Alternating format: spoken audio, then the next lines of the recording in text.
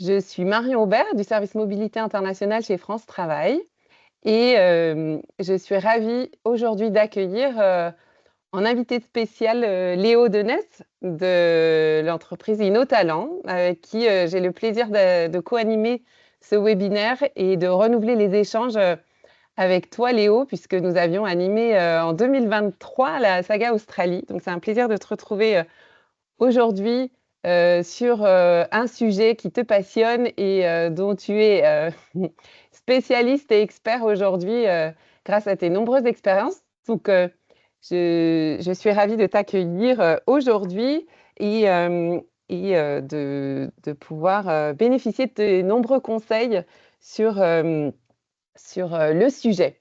Alors, avant de te laisser te présenter, bien évidemment, je voulais vous présenter rapidement le sommaire d'aujourd'hui.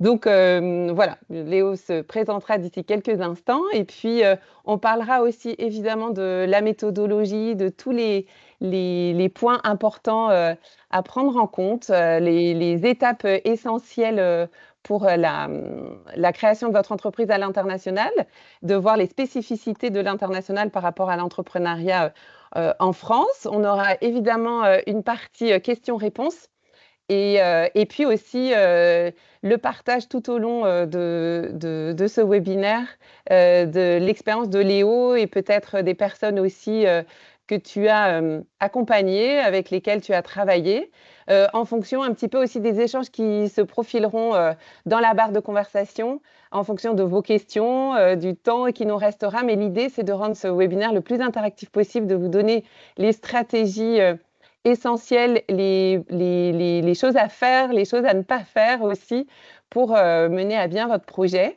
L'idée, donc, comme je le disais, c'est de le rendre le plus interactif possible. N'hésitez pas à poser vos questions dans la barre de conversation. Nous comptons sur vous pour toute la bienveillance et la courtoisie dont vous ferez preuve dans la barre de conversation. Et puis, voilà, on prendra vos questions lors de la partie questions-réponses. Et, euh, et voilà, je vois que beaucoup de personnes, n'hésitez pas, comme je l'ai dit tout à l'heure, à partager dans la barre de conversation si vous ne l'avez pas encore fait, mais l'avancée de votre projet, si vous en avez un, dans quel domaine et dans quel pays, afin de répondre au plus proche de vos besoins. Alors Léo, je te laisse te présenter. Encore merci d'être là. C'est un plaisir de co-animer et de bénéficier de tous tes bons conseils. Je te laisse le Merci. floor. Merci beaucoup. Merci à toutes et tous de vous connecter aujourd'hui. Un grand merci du coup à France Travail et Marion en particulier pour le renouvellement de ce partenariat qui est bénévole et qui voilà qu'on avait initié effectivement en 2023. On avait fait une série de 6 webinaires de mémoire sur l'Australie et que vous pouvez retrouver en ligne sur notre chaîne YouTube Australiance TV. Voilà, si vous tapez dans Google Saga Australie, Australiance, vous devriez tomber dessus. Voilà, si l'Australie vous intéresse ou si vous connaissez des gens intéressés par l'Australie, n'hésitez pas. Euh, du coup, pour me présenter rapidement, moi je me définis comme un entrepreneur connecteur, voilà pour faire court. Je suis aujourd'hui maintenant franco-australien. Ça fait 15 ans que j'entreprends à l'international et presque plus récemment, je dirais, allez, 2 ans et demi que j'entreprends en France. Donc je pense que moi je peux vous apporter une perspective presque dans le sens inverse. Et, euh, et voilà, donc qu'est-ce que je fais depuis que j'entreprends? Donc j'ai créé différentes structures avec plus ou moins de succès pour être honnête, mais toujours avec la volonté en fait de connecter d'un côté des entrepreneurs et des PME à dimension internationale avec des nouveaux marchés, avec des talents et avec éventuellement du coup des investisseurs ou des personnes qui peuvent aider à monter, nous aider, et je m'inclus dedans, à monter des business viables avec un impact fort. Donc on reviendra, une de mes sociétés du coup française, ma seule société française, c'est le deuxième slide, donc c'est InnoTalent. Donc c'est la marque et l'équipe que je représente aujourd'hui. Je suis dans nos bureaux à Lyon aujourd'hui avec l'équipe à côté. Un grand merci à Agathe, Toufik, que vous voyez sur les photos qui sont parmi nous au bureau. Qu'est-ce qu'on fait chez nos talents? On fait, je dirais, on a deux vraies lignes de service. On a une partie qui est sur du recrutement et tous les services associés au recrutement. Donc nous, on se considère comme des talent partners pour nos clients. Et de l'autre côté, donc à la fois en France et à l'international. Vous avez quelques logos de nos clients, de nos premiers clients, parce que la société vient juste de fêter ses 1 an. Euh, et la deuxième brique qu'on apporte, c'est l'accompagnement à l'expansion internationale. Donc, typiquement, on accompagne, je dirais, des startups PME françaises et internationales sur de nouveaux marchés. Donc, toujours avec la dimension sur la partie stratégique. Et après, accompagnement très pragmatique, les aider à trouver les bons partenaires dans les marchés où ils veulent aller et monter leurs équipes locales. Voilà un petit peu comment ce qu'on fait chez nos talents. Et voilà. Ce que je dirais, c'est que chaque jour, d'ailleurs, je ne fais pas le compte, mais chaque jour, au minimum, nos équipes sont en contact avec des personnes, des contacts entre 7 et 12 pays par jour. Voilà. Donc, c'est passionnant. On se considère un petit peu comme le bureau des légendes. Vous voyez un petit peu les différentes têtes et la diversité qu'on a dans notre équipe. Et ça, c'est, je dirais, juste l'équipe InnoTalent qui fait partie du coup d'un groupe plus grand dont on aura tout à l'heure qui s'appelle Australians, où on a une partie des équipes qui sont en Australie en particulier et qui couvrent, eux, la zone Asie-Pacifique. Super, merci beaucoup Léo pour ta présentation et puis voilà, de mettre en lumière vraiment ton expérience à l'international puisque c'est notre sujet aujourd'hui.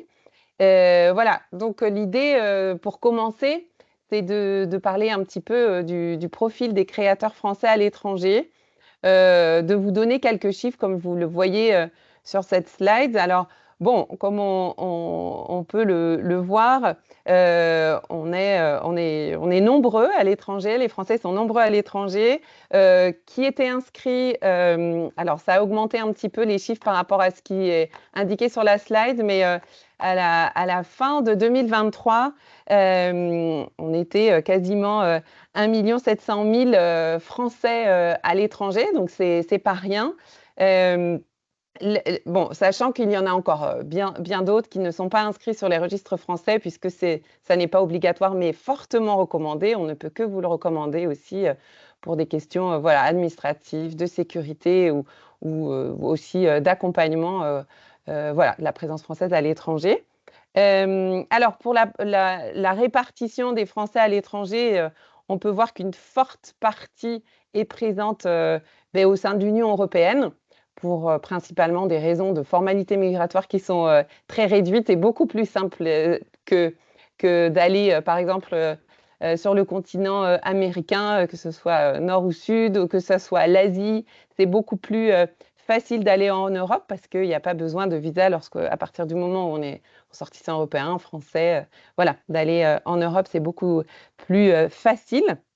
En tous les cas, voilà, pour le profil des créateurs français à l'étranger, rapidement, on a aussi une présence en Amérique du Nord. Hein, c'est aussi la deuxième représentation, puis un petit peu moins, voilà, Proche-Moyen-Orient, en Asie, Océanie aussi. On en parlera justement, Léo, aussi, d'une de tes expériences en Asie. Voilà, en Afrique aussi, je sais que vous avez, Léo, avec InnoTalent, organisé aussi un webinaire dédié à l'entrepreneuriat sur le continent africain. Ouais. Donc aussi, tu pourras nous faire part. Je sais que certains d'entre vous aussi ont des projets, si j'ai bien lu, dans quelques pays d'Afrique. Donc voilà, pour vous donner rapidement voilà, le profil des créateurs français à l'étranger. On peut dire aussi un petit point pour le profil des créateurs français. Alors même si chaque projet est unique et que c'est très difficile de faire de grandes généralités, en tous les cas, hein, il y a un point important à mentionner, c'est quand même de dire que 70% des créateurs français, créateurs d'entreprises français à l'étranger, étaient salariés auparavant. Et ça, c'est un point sur lequel on reviendra aussi. Voilà, l'expérience dans le salariat fait aussi qu'on a une bonne maîtrise du contexte culturel, du contexte voilà, des attentes de la population, de connaître le domaine et de connaître son public aussi, la cible. Les interactions, les codes culturels, les codes sociaux, les codes professionnels, c'est hyper important et je voulais le mentionner. On en parlera aussi. La plupart des créateurs aussi ont une expérience professionnelle, donc dans le salariat principalement, mais je voudrais quand même dire que l'expérience, la grande expérience n'est pas la seule. Évidemment, le seul point essentiel, l'enthousiasme, l'envie, l'innovation, une idée percutante, innovante qui répond à un besoin aussi, peut compenser un manque d'expérience professionnelle auparavant. Rien n'est écrit et on peut dire tout est possible à partir du moment où voilà, vous ferez preuve aussi de rigueur et de professionnalisme et surtout de connaissance de votre terrain, de votre public. Voilà ce que je voulais dire sur le profil des créateurs français à l'étranger rapidement. Alors, on va passer aux étapes de la création d'entreprise. Alors, elles sont, on pourrait dire, sensiblement les mêmes que la création d'une entreprise en France, même si voilà, on doit prendre en compte certaines spécificités, bien évidemment. On en parlera tout au long de ce, de ce webinaire.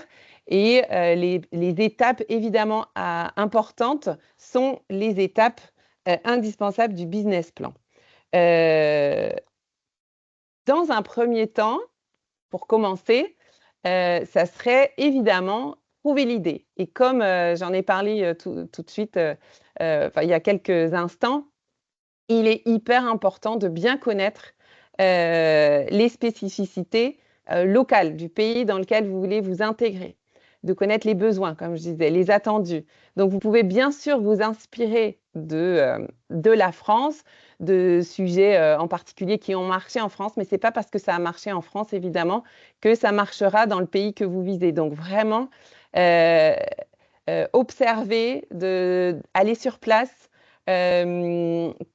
connaissez les pratiques culturelles, les habitudes de consommation, le pouvoir d'achat aussi. Connaître le pouvoir d'achat, c'est vraiment important. Et puis, le point de vue de la population aussi sur l'installation d'entrepreneurs étrangers chez eux aussi. Ça, c'est aussi important d'avoir ça en tête. Renseignez-vous sur les médias en ligne hein, aussi, les tendances, la presse spécialisée sur les domaines, le domaine que vous visez. Voilà, renseignez-vous un maximum afin voilà, de connaître, de comprendre le consommateur.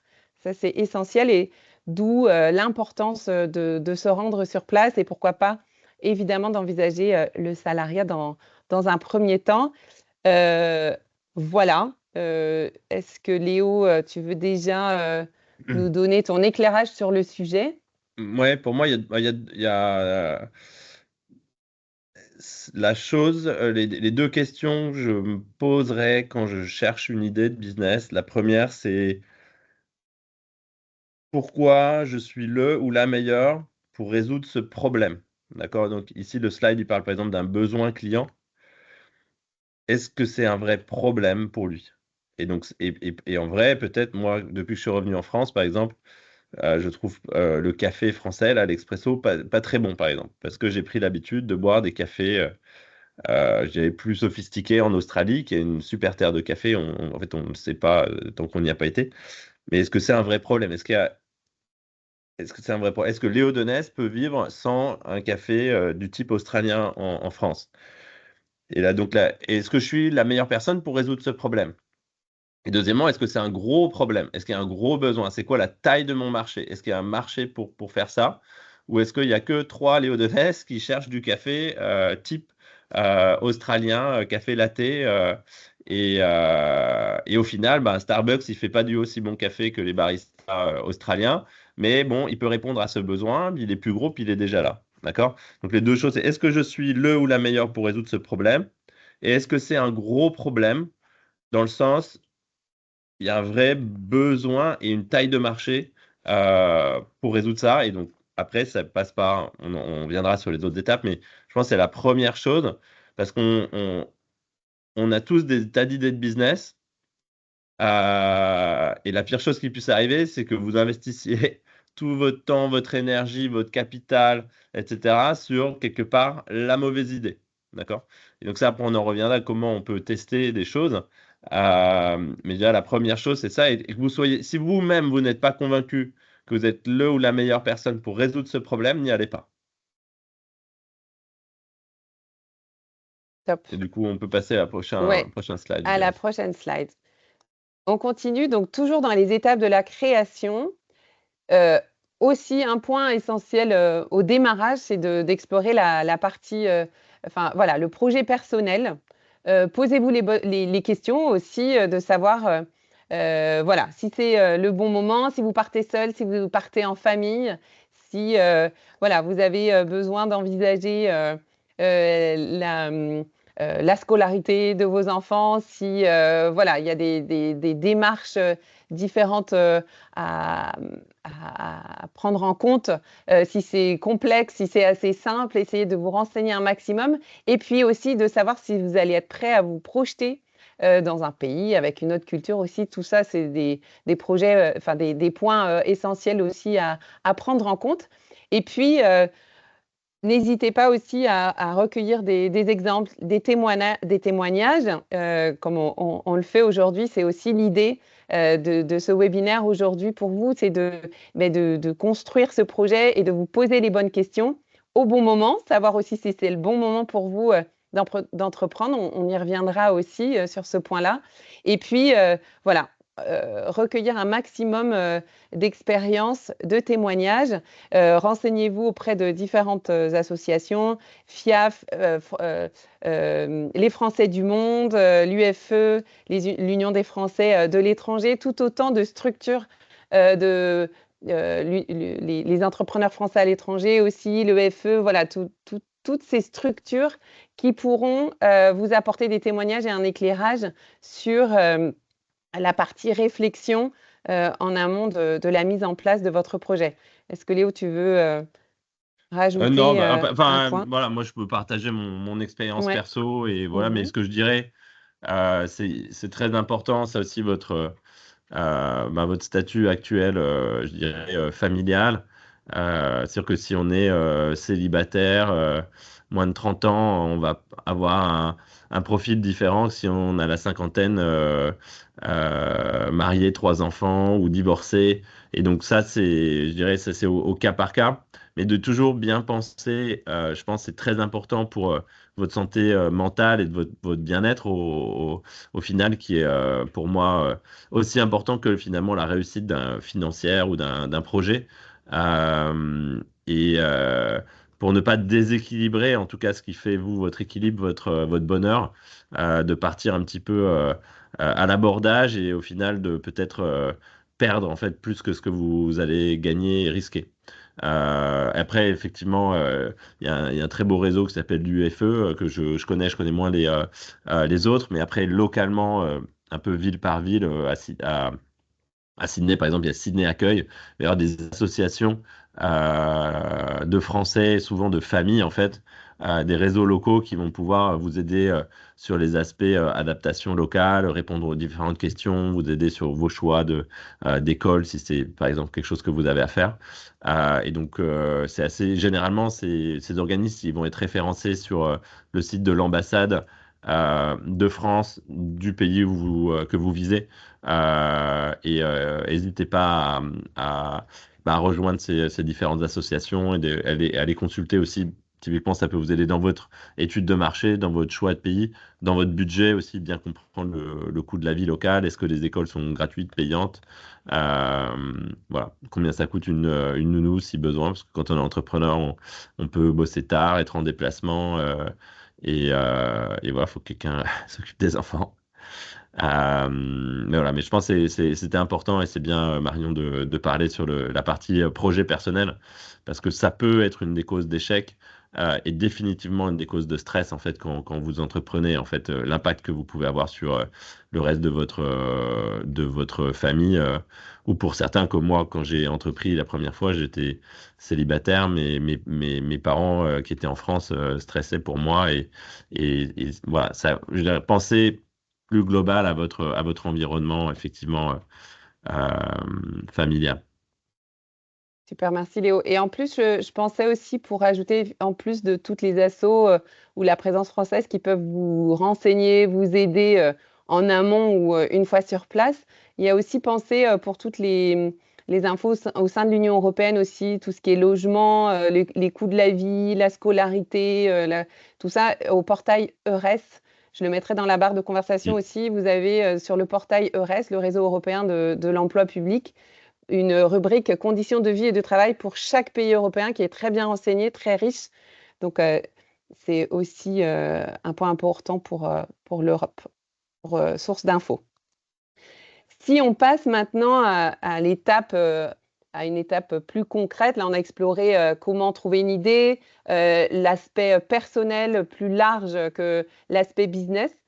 Si on se concentre maintenant sur la préparation et donc l'étude du marché, la construction de votre business plan, ben, voilà, encore une fois, renseignez-vous vraiment sur le marché local. Ayez des éléments, indiquez des éléments quantitatifs, qualitatifs sur voilà, toutes les informations. Euh, N'hésitez pas à demander de l'aide aussi par rapport au business plan. Les chambres de commerce et d'industrie aussi présentes, la CCI peut vous accompagner en termes voilà, de contenu et puis de format. Alors, un autre point important aussi, c'est bien sûr d'analyser la concurrence, hein. Léo, tu en as déjà parlé aussi, de savoir ce qui existe déjà sur le marché. Des chiffres, le nombre d'habitants, le nombre d'entreprises sur la zone que vous visez. Euh, et il faut passer du temps à trouver ces informations. Vraiment, c'est une étape de veille très, très importante Oui. pour ne pas passer à côté de points clés. Et puis, voilà, d'avoir des informations très précises à donner, de ne pas être dans le vague et de savoir, afin voilà, de répondre à un besoin. Et puis par rapport à l'étude de marché aussi, il va falloir avoir l'étape test de produit aussi. Si j'avance un petit peu plus largement, plus loin, tester ces produits localement, c'est très important aussi de se confronter à la réalité et de faire remplir des questionnaires aussi. Le format questionnaire aussi est important à avoir en tête pour viser des consommateurs potentiels. Léo, tu as donné l'exemple du café tout à l'heure. Il faut savoir voilà, si culturellement c'est un attendu, c'est un besoin, s'il y a un manque, s'il existe d'autres business dans le domaine. Voilà, donc les étapes évidentes du business plan. Alors, il est plus ou moins normé et détaillé en fonction des pays, mais en tous les cas, très généralement obligatoire. Donc, n'hésitez pas, voilà, toute la partie veille, recherche d'éléments concrets, de chiffres, et d'analyser la concurrence aussi. Et puis, n'hésitez pas à vous faire aider en ce sens aussi par la CCI notamment, mais pas seulement. Les conseillers du commerce extérieur aussi peuvent vous aider. Léo, un point sur l'étude de marché et business plan, un point clé dans le projet. Tout ce que tu as dit est très vrai. Je dirais, alors il y a plusieurs profils d'entrepreneurs, mais je dirais quoi qu'il arrive, il faut que vous soyez excité à l'idée de le faire, ce business plan, que ça soit pas une contrainte. Et si ça l'est, pareil, c'est peut-être pas la bonne idée pour vous, etc. Parce que le jour où vous avez la bonne idée, le business plan, vous allez vraiment avoir envie de le faire. Et après aussi, je dirais l'autre chose, c'est qu'il faut être très pragmatique. Il n'y a pas de business plan parfait. Et donc ça, c'est quelque chose que j'ai appris aussi, c'est qu'à un moment donné, attendez pas d'avoir un business plan parfait, puis on va venir aux autres étapes, d'avoir le financement et ci et ça. Et à un moment donné, effectivement, il faut aller très vite au test. Et donc, si moi, j'avais encore pour poursuivre cette idée de café où j'avais envie de, je sais pas, aller exporter des escargots de Bourgogne on va faire simple, en Suisse, admettons. Ce que tu disais par rapport à faire un test produit, je vais acheter, je sais pas, 10 douzaines d'escargots, je vais monter dans ma voiture, je suis à Lyon, je vais aller en Suisse, et puis je vais aller les faire goûter à mes clients. C'est qui mes clients? Peut-être ça peut être des restaurants, peut-être ça peut être des individus sur un marché, peut-être ça peut être, je sais pas, des entreprises comme ci, comme ça, qui peuvent vouloir faire déguster des escargots pour X ou Y raison. Et puis si tout le monde me dit mais c'est dégoûtant, pourquoi on mangerait des escargots? Je me dis la Suisse c'est peut-être pas un marché exploré, donc je change. Je vais tenter autre chose. Si la Suisse c'est le marché dans lequel je veux aller, aussi exporter des escargots pour X ou Y raison, c'est ce que je veux faire, d'accord?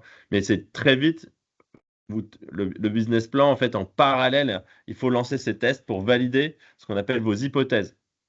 Parce que dans un business plan, si on regarde sur la partie financière, ça va être sur un business d'escargots. Euh, OK, les escargots, combien je vais en vendre et à quel prix? Et puis combien je vais les acheter, grosso modo, hein, et puis toutes les autres choses.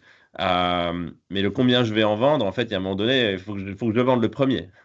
Si, parce que les donner, les faire déguster, c'est une chose, mais après, combien vont être prêts à payer les gens et combien en moyenne ils vont m'en acheter? Est-ce qu'ils vont en acheter un? Est-ce qu'ils vont m'en acheter 150? À chaque fois, c'est pas la même chose. Ok. Mais donc, du coup, il n'y a que en faisant des tests, encore une fois, à petite échelle, à petit coût, le plus petit coût possible, avant d'aller faire des pubs à la radio, à la télé, sur Internet, etc. Il faut que vous passiez du temps. Vous allez avoir des feedbacks clients très vite sur je pensais pas que les escargots ça avait ce goût-là, ça avait cette couleur-là. Et si on peignait la coquille avec un drapeau suisse dessus, là tout de suite c'est plus pareil, je suis prêt à les acheter 10.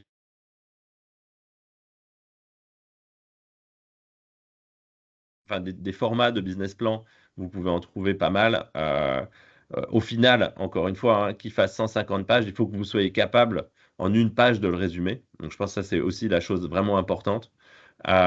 Et puis, l'autre chose que je dirais, donc encore une fois, pour moi qui fais aujourd'hui, euh, en tout cas qui a de l'activité dans pas mal de pays où j'ai jamais mis les pieds, quelque chose qui est assez incroyable aujourd'hui, c'est avec l'intelligence artificielle, en fait, vous pouvez en 15 minutes avoir une première, je dirais, compréhension d'un marché, d'un pays, et jouer avec l'outil, donc on va dire, étant dans une audience française ici, on va dire, allez, le chat de Mistral, euh, et, le, et vous renseigner sur le marché. Et après, quoi qu'il arrive, il faudra aller sur le terrain pour vérifier tout ça, parce qu'il n'y a que sur le terrain qu'on se rend compte de ce qui se passe vraiment.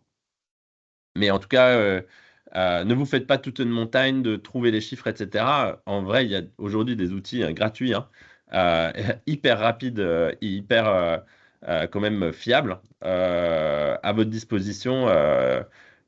Donc voilà, donc avant d'engager des boîtes de market research, etc., jouez vous-même avec les outils, faites des recherches sur Quant ou Google, et vous aurez déjà beaucoup d'informations sous la main pour valider, en tout cas, et mettre en place des hypothèses. Super, merci pour ces précisions.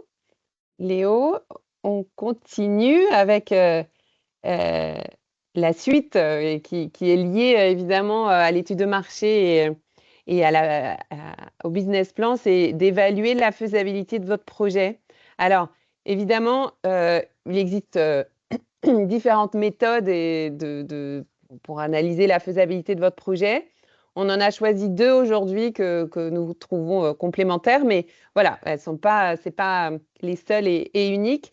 Une très générale qui est la méthode SWOT, hein, qui est une méthode analytique qui permet de voir les forces, les strengths, les faiblesses, weaknesses, opportunities et les menaces, threats ici, pour vraiment compléter, analyser votre sujet, pour avoir bien entendu un diagnostic de votre projet, de votre entreprise aussi à venir, et puis afin d'envisager la stratégie voilà, vraiment de votre business. On a indiqué aussi en parallèle la méthode PESTEL, qui est un outil complémentaire qui a pour but de préciser l'analyse de votre environnement en le découpant en plusieurs parties, en grands domaines, et notamment les points politiques, économiques, l'aspect social, technologique, environnemental et légal. Et puis, voilà, parce que tous ces points-là ont voilà, des influences clés sur votre environnement. Et puis, voilà, ce sont en plus des facteurs qui sont susceptibles de l'affecter de manière durable. Donc, vraiment, rassembler une masse d'informations et puis, voilà, identifier, hiérarchiser des éléments de votre environnement qui sont, voilà, encore une fois, indispensables et complémentaires et voilà, dans l'analyse et dans le diagnostic de votre projet. Un point sur ces 2 méthodes, Léo, peut-être, ou des conseils ou d'autres Moi, je méthodes que dirais, tu j'ai recommandes? découvert la méthode Pestel, là, ouais, Estelle? ça fait longtemps que j'ai plus fait des études et tout, donc ça existait peut-être Mmh. pas à mon époque. Mais je dirais la troisième méthode, c'est l'instinct. Ok, et Mmh. donc il y a un moment donné, voilà, fiez-vous aussi à votre instinct par rapport aux informations que vous trouvez, etc. Et encore une fois, je reviendrai un peu à la première question que je vous ai dit, c'est est-ce que vous pensez que vous êtes le ou la meilleure pour résoudre ce problème? OK. Et donc, au fur et à mesure que vous trouvez des informations sur la concurrence, sur l'environnement, etc., au marché, vous discutez avec des gens, moi, c'est vraiment là que j'ai le plus finalement, d'informations pratiques. C'est de discuter avec d'autres entrepreneurs, mes clients potentiels, mes partenaires potentiels. Et puis après, il y a cette partie d'instinct. Et puis si vous avez un doute, vous mettez en pause, et vous explorez un autre marché, vous revenez sur ce premier marché ou ce premier business model et dire, ah ben finalement, euh, bah, je préfère cette première idée ou ben, l'idée, elle évolue en fait. Et vous verrez, enfin, pour ceux qui ont déjà développé des business, en fait, par rapport à l'idée, le business plan, et puis après la réalité, les pivots qu'on Mmh. prend. En fait, donc voilà. Mais je dirais la troisième méthode, c'est après Pestel, SWOT, c'est l'instinct. Super. Oui, tout ça est pas non plus figé, dans le sens où ne pas se cantonner à un tableau, à compléter un tableau et à voilà, tout, en plus avec de l'instinct, de l'intuition aussi, tout ça, ça joue sur votre projet de sentir les choses. Super, on continue avec la partie aussi clé, le nerf de la guerre aussi, le financement. Alors, le financement, évidemment, c'est un point important. Pour créer à l'étranger, il faut un capital, ça va de soi. Et puis, il faut avoir en tête que, voilà, une fois à l'étranger, en plus, vous allez avoir de nombreux coûts qui vont apparaître tout au long de la mise en place de votre activité. Donc, vraiment, euh, des fonds nécessaires. Je pense que c'est important. Léo, tu nous feras part de ton, de ton vécu et de tes meilleurs conseils sur le sujet. Mais vraiment, d'avoir des fonds nécessaires parce que il y a le coût de la vie sur place, le coût de la mise en place de votre entreprise, les frais récurrents liés à l'activité de votre entreprise, la couverture sociale. Donc vraiment avoir un bon capital pour pouvoir s'installer à l'étranger si vous vous installez à l'étranger. Tu l'as mentionné, Léo, tout à l'heure, mais voilà, on peut aussi entreprendre à l'étranger en restant en France aussi. Mais voilà, si l'idée c'est d'aller vous installer à l'étranger, vraiment avoir ça en tête, un capital important. Alors, l'idée n'est pas de vous donner des montants fixes et définis aujourd'hui, mais vraiment d'évaluer les coûts, d'évaluer, encore une fois, ça revient à une étape euh, initiale de l'exploration de votre projet personnel, savoir si vous partez en famille, si vous avez des enfants, bah, le coût ne sera pas le même que si vous partez seul uniquement avec, voilà, avec votre valise et vos quelques voilà, vos affaires personnelles. Donc, vraiment, toujours avoir ça en tête. Et puis, le côté imprévu également, d'avoir une marge aussi, un coussin suffisant pour, euh, pour pallier à l'imprévu. Il y a toujours des dépenses supplémentaires et encore plus à l'étranger. Donc voilà, ayez ça vraiment en tête. Par rapport au financement, Léo nous parlera sûrement de BPI, des business angels aussi. Et je voudrais vous faire un petit point aussi juste rapide par rapport à Erasmus+, que vous connaissez peut-être,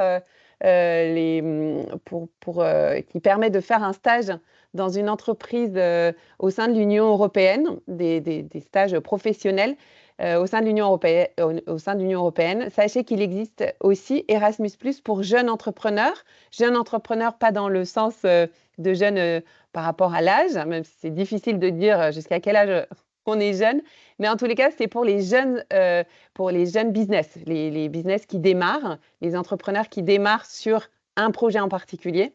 Et vous avez la possibilité voilà, d'aller observer un entrepreneur, de bénéficier de ses conseils, d'un accompagnement et de vivre une immersion auprès d'un entrepreneur européen. Donc, renseignez-vous aussi sur ce dispositif qui est pas super connu, mais qui peut être aussi un point clé dans la partie connaissance du marché, connaissance de la culture professionnelle, connaissance des besoins et encore une fois de pouvoir se créer un réseau. Voilà pour la partie, pour ma partie, ce que je voulais dire rapidement. Mais Léo, je te laisse la parole sur ce point Ouais, bah, capital dans les deux sens du terme. ouais, donc moi, ce que je dirais là-dessus, donc moi, j'ai jamais levé de fonds, j'ai jamais bénéficié de bourses, d'aide. Encore une fois, moi, j'étais entrepreneur à l'étranger avant d'être entrepreneur en France. En France, on a énormément de chance je le dis et je le pense vraiment, sur les aides disponibles, que ce soit bah, pour un certain d'entre vous qui êtes demandeur d'emploi. Pour des aides au niveau des régions, des villes, du réseau Entreprendre, par exemple. Donc, alors, en France, il y a une multitude d'aides que j'ai redécouvert en fait en revenant en France, mais dont j'ai jamais moi bénéficié. Et voilà, quelque part, moi, j'ai utilisé mon temps pour plutôt sur trouver des clients que de trouver des aides. Et ça, c'est une approche, je pense, très anglo-saxonne. Et l'autre chose que je dirais, c'est que si vous n'avez pas forcément la mise de départ que vous attendez, etc., eh bien, travaillez à côté. Donc, typiquement, moi, c'était mon cas. Quand j'ai créé Australiance en 2010 sur un Working Holiday Visa, je n'avais pas le capital finalement qu'il me fallait parce que quand on commence à créer son entreprise, hein, on fait zéro hein, de revenus. Et je n'avais pas le capital pour tenir un an jusqu'à ce que je puisse faire premier chiffre d'affaires de 40 000, 50 000 euros qui m'aurait permis de continuer à développer la boîte en payant mon loyer. Et encore une fois, le coût de la vie, typiquement à Sydney, en Australie, il est supérieur à celui de Paris, par exemple. Et donc, sans revenu, voilà, j'aurais pas tenu 2 mois.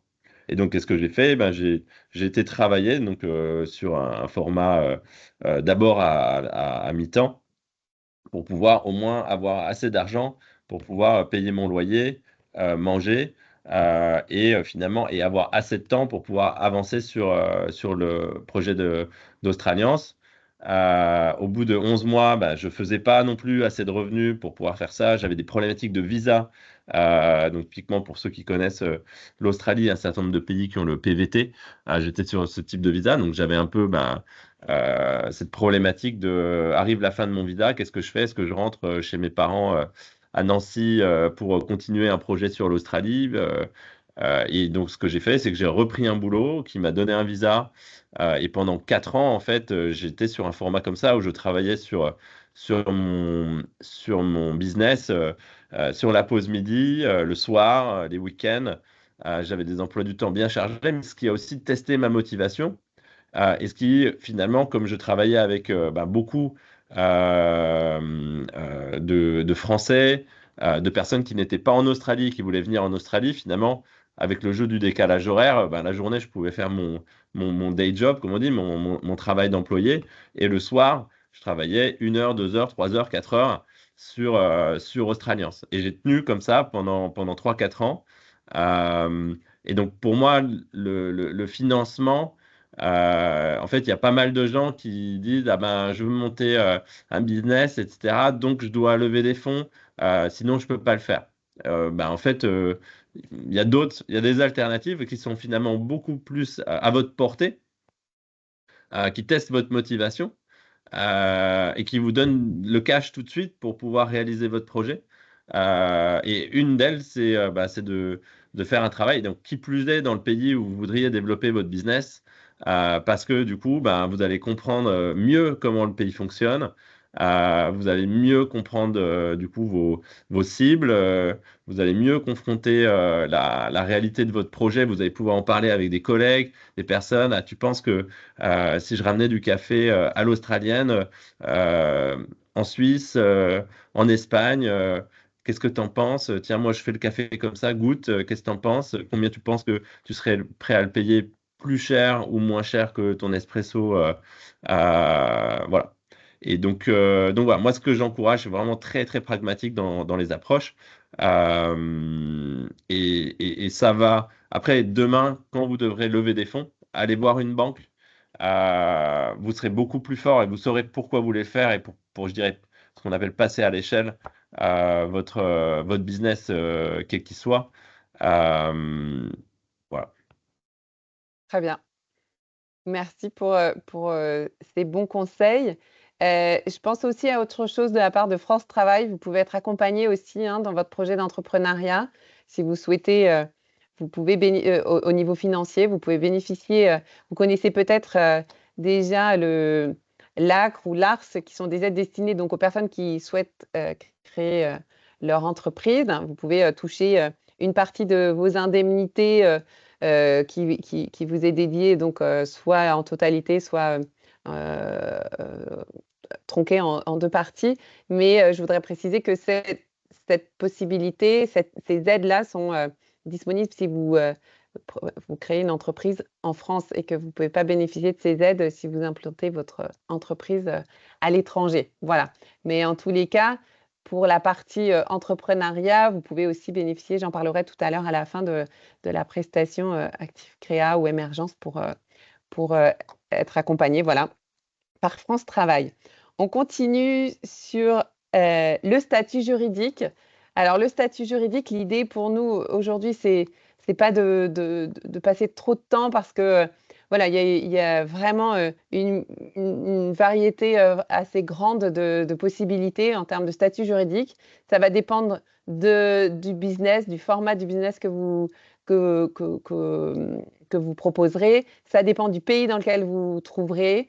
Ça dépend voilà, de tellement de choses que voilà, l'idée c'était de vous indiquer quelques statuts juridiques. À vous de vous renseigner, vous de votre côté, mais aussi d'être accompagné très certainement par des professionnels, des avocats sur place aussi pour être au fait et choisir la meilleure, voilà, le meilleur statut juridique.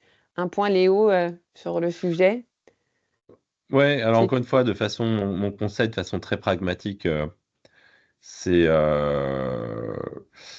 un, contacter 5 entrepreneurs français dans le marché où vous voulez aller, qui ont des business à peu près comparables à ce que vous voulez faire, euh, et demandez-leur leur avis, ou comprenez, ou demandez-leur comment eux, quel type de structure ils ont fait. Deux, vous pouvez aller sur des sites équivalents à société.com ou le Papers local, d'accord, avec des simples recherches Google, pour essayer de comprendre vos concurrents, quel statut juridique eux ont adopté. Moi, dans tous les business, et on parlera de certains des business si on a encore le temps, dans les 10 minutes qui restent que j'ai pu lancer, j'ai toujours pris une approche pragmatique dans le sens où j'ai un des business dont on parlera. J'ai opéré au Cambodge. Je n'ai pas déposé et créé une entreprise au Cambodge. Une des choses qui était problématique au Cambodge, par exemple, et d'autres pays d'Asie, notamment, c'est qu'il fallait que j'ai un, un directeur local, donc un Khmer ou quelqu'un de nationalité Khmer, cambodgienne, euh, qui puisse signer les papiers pour mon entreprise, qui a accès au compte en banque. Donc, quelque part, voilà, il fallait trouver quelqu'un de confiance. Et pas que je n'en connaisse pas, mais pour moi, c'était un peu un point bloquant. Et je voulais pas. J'ai testé le business d'une autre manière, en facturant depuis l'Australie avec un Stripe. Euh, et ça ne m'a pas empêché d'opérer. J'avais ouvert un compte en banque au Cambodge sous mon nom personnel parce que j'avais besoin de pouvoir payer des gens au Cambodge. Voilà, ça m'a permis de tester des choses localement. Voilà, après, c'était un de mes échecs et des apprentissages pour d'autres raisons. Mais si j'avais été plus loin, à terme, j'aurais sans doute exploré un de ces statuts juridiques localement qui aurait marché par rapport au droit du pays. J'aurais sans doute engagé un avocat ou un partenaire local pour m'accompagner là-dessus. Top. Et on continue du coup sur la partie formalité de la création. C'est un petit peu la suite voilà, des éléments de réponse qui ont été apportés sur le STIC. Voilà, renseignez-vous bien sur ça va dans le même sens, renseignez-vous sur les institutions, les interlocuteurs clés qui seraient les douanes, les chambres de commerce aussi et d'industrie française à l'étranger, Business France, Team Export aussi. Et puis pour l'installation de votre entreprise à l'étranger, de contacter bien sûr les CCI France Internationale qui sont présentes un petit peu partout dans le monde. Et puis faites-vous connaître, bien sûr aussi, que ce soit dans l'inscription consulaire, hein, le registre des Français présents à l'étranger. Et, euh, et puis, la visite d'aller voilà, vous inscrire à des clubs, des associations francophones, on en a parlé tout à l'heure.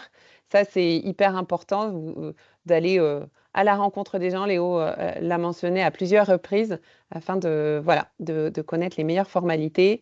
Et puis, les espaces de coworking aussi, hein, hyper important aussi pour rencontrer du monde et puis vous familiariser avec la culture locale et les démarches clés. Euh, Est-ce que, Léo, tu veux rajouter quelque chose par rapport à ça avant de passer peut-être à une session questions-réponses? Non, non, c'est du bon point. C'est bon. On continue. Le temps avance à grands pas avec une partie, voilà, questions-réponses. Est-ce que certains ont des questions par rapport à ce qui vient d'être dit sur les étapes principales de la création d'entreprise, les remarques de Léo, les commentaires, les bons conseils, les bonnes astuces partagées? S'il n'y a pas de questions pour le moment, est-ce que Léo, on continue sur la slide suivante? Est-ce que Ouais. tu veux voilà, reprendre la main sur cette partie-là?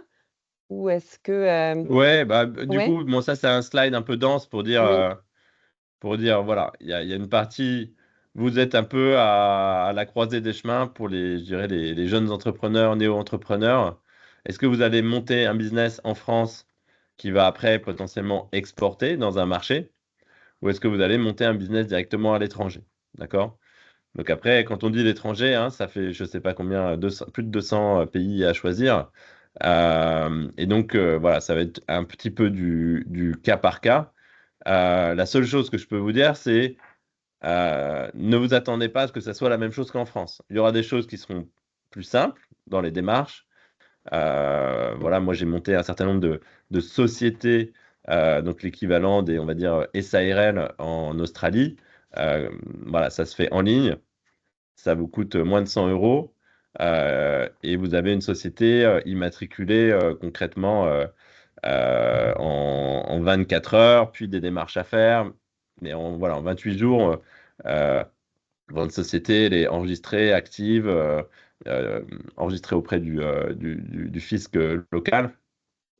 Voilà, il y a des pays, ben, typiquement au Maroc, où ben, il faut légaliser les documents, aller en mairie, envoyer des coursiers, des tampons.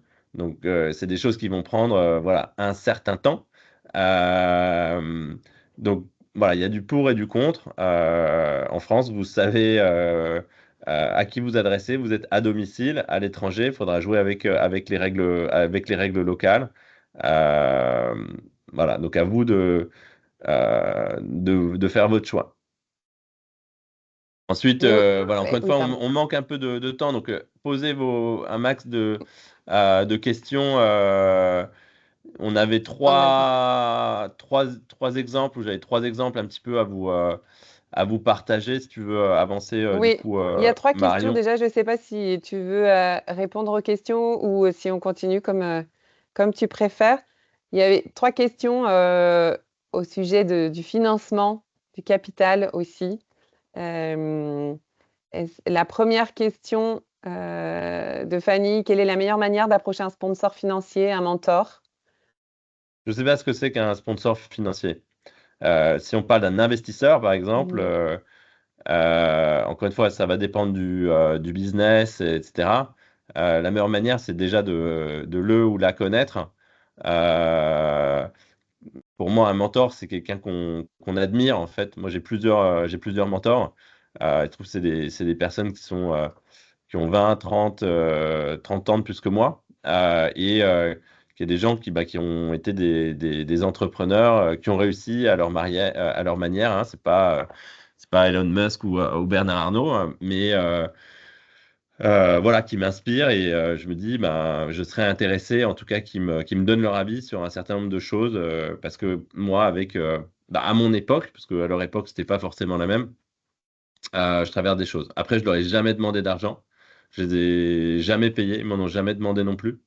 J'ai toujours demandé comment je pouvais les remercier pour ce qu'ils faisaient pour moi. Et voilà, des fois, c'est des petites choses. C'est penser à leur anniversaire, c'est leur offrir une bouteille de vin. Voilà. Après, si on parle d'investisseurs, bah là, on repart dans la logique de levée de fonds, business plan. Pourquoi vous êtes la meilleure personne pour réaliser cette idée à l'instant T, dans ce marché, etc. Ensuite, il y a Lucie qui nous demande, pour ce qui est du capital, est-ce que vous avez un minimum à conseiller? Je pense que- Moi, j'ai monté des boîtes avec 100 dollars, donc c'est l'équivalent de 60, enfin, 100 dollars Mhm. australiens, c'est l'équivalent de 65 euros. Voilà. Maintenant, Mhm. quand on parle du capital, en fait, encore une fois, c'est une norme de marché. Voilà, si 100 parts à 1 euro, ça marche. Selon le pays, ça peut être moins, ça peut être plus. Donc, en fait, c'est pas une problématique de capital, c'est combien de temps vous pouvez tenir avec vos fonds personnels avant que le business ne décolle et génère suffisamment de chiffre d'affaires pour que vous puissiez en vivre? C'est ça la vraie question. Donc là, on revient sur une logique de business plan, on revient sur une logique personnelle. C'est quoi votre rythme de vie, votre niveau de vie, combien vous dépensez par mois? Et donc, si vous avez, je dis n'importe quoi, 15 000 euros sur votre compte en banque et que vous dépensez 5 000 euros par mois, entre bah, votre train de vie et puis l'ordinateur dont vous avez besoin pour votre business et puis payer quelqu'un pour faire un site internet si vous vendez en ligne, par exemple, voilà, ben vous allez pouvoir tenir 3 mois. Et au quatrième mois, donc c'est jamais même au troisième mois, il faut que votre business puisse vous rapporter 5 000. Et puis, du coup, ben, vous aurez 5 000 de réserve et vous allez avancer comme ça.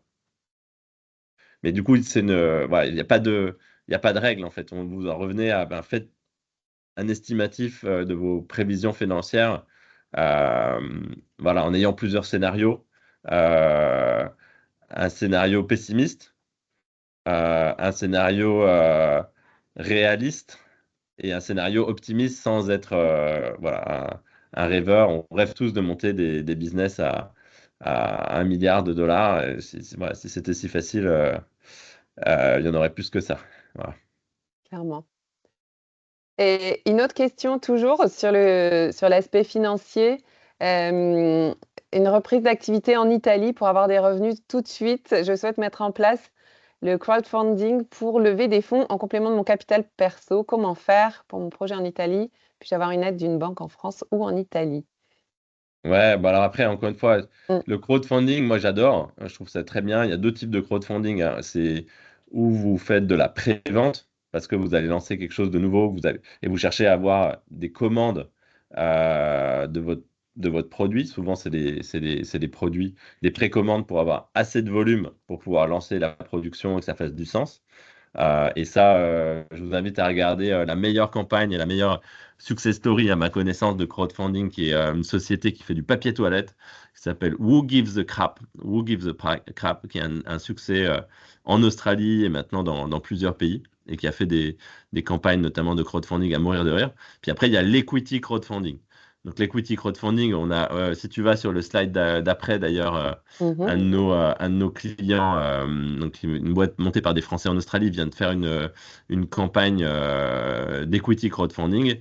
Ils ont levé à peu près 250 millions, pardon, 250 000 dollars, donc ça fait allez, 160, 170 000 euros en 2 mois.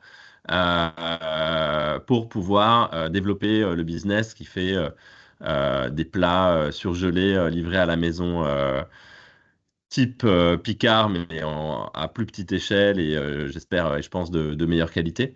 Mais en fait, ils l'ont pas fait tout de suite, ils l'ont pas fait en lancement d'activité, en fait, parce que l'equity crowdfunding, en fait, qui a investi dans leur business, c'est leurs premiers consommateurs. C'est des gens qui adorent, qui achètent régulièrement, etc. Et donc, en fait, euh, pour réussir, il faut déjà avoir un certain nombre d'utilisateurs, à mon avis. Parfait, merci pour ton éclairage sur le Mais regardez sujet. Daily Door et on vous Oui, mettra le lien. Agathe, je sais pas si tu peux mettre le lien vers justement du coup l'épisode ouais. où Jacques intervient. C'était à peu près au moment ou juste avant leur campagne d'equity crowdfunding et Delidor, super boîte montée par des Français en Australie à Sydney. Oui, on vous invite vraiment à regarder le replay de ce webinaire qui était vraiment plein de bons conseils au-delà de l'Australie. Encore une fois, les conseils oui, de Jacques et de Rémi aussi sur tout l'aspect financier, statut aussi, cadre juridique. Ça, c'était aussi euh, très riche. Une question de Claude sur l'étude de marché. Une question sur l'étude de marché. Je suis fondatrice d'une association professionnelle basée au Cameroun et je souhaiterais étendre l'association au niveau de l'Afrique. Est-ce qu'une étude du marché est toujours nécessaire, comme le cas d'un projet lucratif? Bonjour Claude, je connais bien avec Claude et merci pour toute ton aide encore. Oui, en fait, quand on dit étude de marché, voilà, renseigne-toi sur ce qui existe dans les autres pays. Encore une fois, quand on dit l'Afrique, hein, c'est vaste, hein, donc c'est aussi les marchés, je pense, qui peuvent t'intéresser autour du Cameroun, probablement des marchés francophones. Voilà, voir ce qui existe. Et encore une fois, ben, je serai le premier à faire la promotion de ton association voilà, pour les femmes dans les RH. Mais oui, c'est bien. Quand on dit études de marché, en fait, faut pas penser que c'est un gros mot et que c'est compliqué. En fait, c'est comme je disais, c'est des recherches sur Internet et utiliser des outils d'intelligence artificielle voilà, gratuits, type le chat de Mistral. Merci. Ah bah voilà, on a les liens qui sont arrivés dans la barre de conversation. Donc, n'hésitez pas à les visionner ce replay. Est-ce que Léo, je passe à la Ouais. slide suivante pour parler d'un échec parce que ça fait partie aussi du chemin Exactement, bah, ça c'était voilà, un parfois. magnifique un projet au Cambodge. Voilà, vous voyez la petite équipe. Donc, voilà, pour le bénéfice du temps, je vais pas rentrer dans toute l'histoire, etc. Mais voilà, je voyageais pas mal au Cambodge pour organiser des événements. Je suis tombé amoureux et absolument sous le charme des temples d'Angkor. Et voilà, on a vu une opportunité, une problématique à force d'y aller, de voir que un des bons moyens pour un touriste international d'aller voir les temples d'Angkor, c'est d'utiliser des tuk-tuk. Donc vous voyez peut-être derrière sur la photo, hein, c'est une mobilette qui tire une charrette, hein, concrètement. Mais une des problématiques, c'est voilà, il n'y a pas de système de booking vraiment. Alors c'est pas du tout du Uber, hein, ce qu'on a monté, mais et puis l'autre problématique, c'est vous sortez de l'aéroport et vous avez des tas de tuk-tuk où vous marchez en ville, il y a des tas de tuk-tuk qui vous klaxonnent, qui disent monsieur, monsieur, montez. Mais vous ne savez pas forcément si la personne à qui vous allez monter, elle est fiable. Voilà. Et il n'y a pas de méchant au Cambodge, mais bon, vous pourriez quand même peut-être perdre un portefeuille ou peut-être qu'elle ne parle pas français ou elle ne parle pas anglais, etc. Et donc on a monté une plateforme pour permettre d'améliorer l'expérience et aussi avec un côté social où en fait les chauffeurs de tuk-tuk qu'on choisissait avaient un training fait par une ONG locale, notamment pour faire en sorte qu'ils investissent une partie de leurs revenus dans l'éducation de leurs enfants.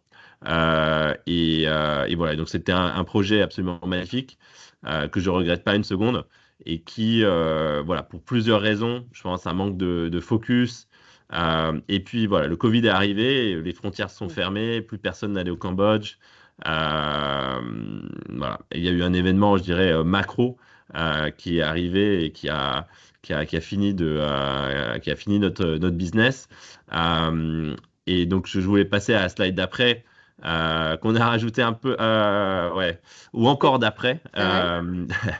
Euh, mais qui est aussi dans l'entrepreneuriat, et c'est vraiment ce que je voulais vous communiquer en fait, c'est qu'il n'y a pas d'échec en fait. Il n'y a pas d'échec, il y a que de l'apprentissage et qui vous permet de dire que vous allez faire mieux la prochaine fois, qu'il y a peut-être quelqu'un de meilleur que vous pour résoudre ce problème, et que vous pourrez toujours aller travailler pour cette société, de retourner, je dirais, côté salariat employé, mais encore plus fort parce que vous aurez travaillé sur cette problématique et quelque part vous aurez reconnu que un autre acteur que vous est meilleur, et que vous pouvez rejoindre. Et si c'est une cause, en tout cas, qui vous passionne au point de donner le meilleur de vous-même pour résoudre ce problème, encore une fois, voilà, c'est pas un échec.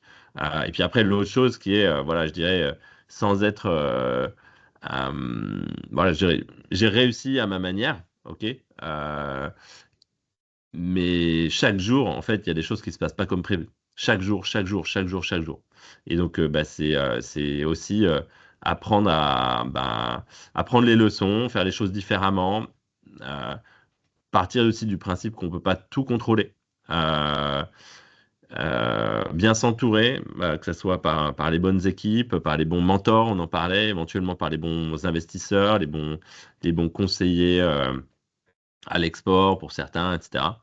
Voilà, s'enrichir, mais il n'y a pas de.